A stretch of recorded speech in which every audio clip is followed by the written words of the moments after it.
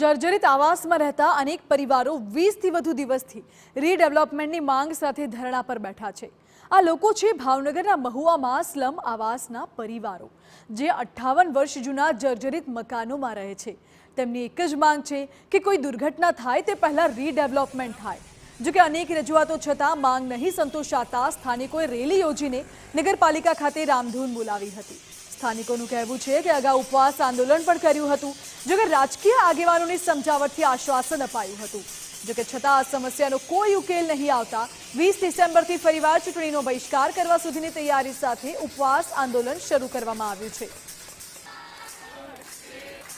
અમારા જર્જરી થઈ ગયા છે તો તમે એને રીડેવલપ કરી આપો, કારણ કે સરકારમાં એના પ્રાવધાન છે 2016ની, એમાં વિગત પણ આપેલી છે કે એના અનુસંધાને થઈ શકે એમ છે।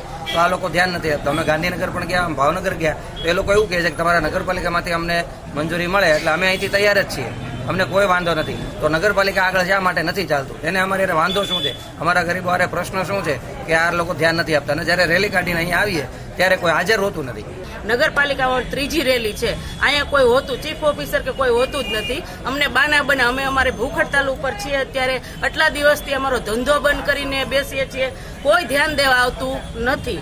અમારો પ્રશ્ન છે કે અમને સોલ્વ કરી દો, રીડેવલપમેન્ટ કરી દો, અમારી એ જ માંગ છે।